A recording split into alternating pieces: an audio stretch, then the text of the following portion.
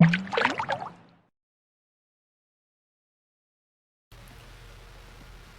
ayun, hello GM, what's up sa inyo guys. So andito na naman tayo sa ating episode 8 part 7 ng ating Project Seno content. So ang gagawin natin guys is still tuturuan ko kayo ng magandang gameplay para sa ating mga lineup na makakalaban. So let's go guys, let's go.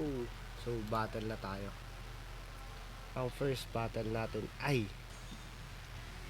Ninja, Breaker at Guardian. So napaganda nitong matchup para sa atin guys. So makita natin dito may meditation. Ano nga ba yung ginagawa ng meditation? So si meditation guys ay gain 2 energy, inflicts itself the effect of attack ability for the next turn. So kapag ginamit natin to ngayong turn, may plus 2 energy tayo for next turn at may dagdag 29% damage. So maganda to guys kapag may makakita ka ng samurai cards katulad nito. So yun, let's go. Yan, nakikita nyo dyan guys, napagandang tira natin para sa So wait lang, makikita natin dito mga tropa. Parang nangingilitilan tayo kasi hindi pa tayo atake dyan. Ayan, hindi pa tayo atake kasi medyo nag-ipon pa tayo ng energy. So ngayon nakita natin guys, pwede na tayo mag cruciform dito, tas void trust. Ayan, hayaan muna natin siya kasi itong summon na to, ito atake niya. So medyo may malakas na damage na makukuha. Ayan, sakto lang yun guys kasi nag-summon siya ng mga cutes. Uy, critical, grabe. Ayan o. Boom. So ngayon, AoE ang gagawin natin, magdi-little thunder muna tayo at ito muna pala guys. Heal muna tayo bago tayo mag-little thunder. Heal muna, tapos mag-little thunder kasi ayun yung pinakamagandang gagawin na ano natin. Kasi mamaya hindi kumapit yung heal, kawawa naman tayo.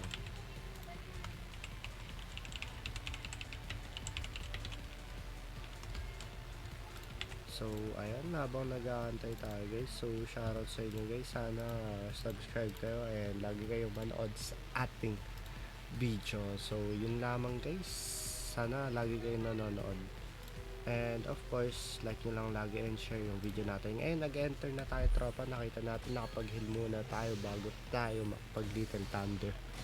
Ayan, hindi yun masyadong magki-critical si tropa kung may critical ka man lang kasi may little thunder tayo. So ang next naman natin gagawin ay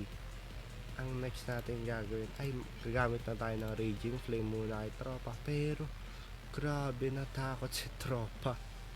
Sabi niya ay hindi na pwede yan tropa, susuko na ako. Sabi niya ako na yung mismong susuko kasi masyado daw malakas.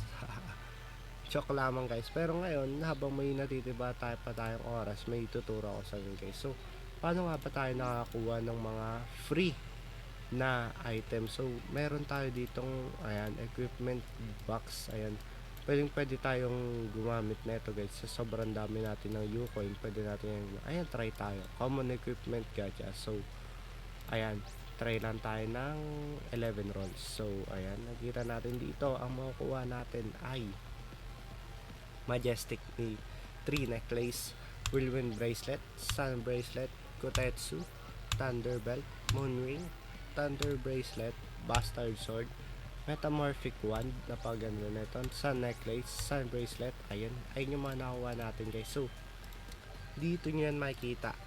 Ayan, punta kayo sa deck, so click nyo lang yung equipment, so makikita nyo na yan guys. Ayan, tulad na ito, pwede na natin i-upgrade yung rarity niya para tumaas yung mga stats niya. Ayan, may Blooming Blossom at may Malice. So ayan, pwede natin yan. So dito natin yung makikita. Ayan, equipment. So kung may mga nakita kayo dyan na pwede nang i-upgrade, pwede nyo yung gamitin. So yun lamang guys, sana may mga natutunan kayo sa ating pinagagawa. So that's it, Marty out here. Bye bye, GG's guys, salamat.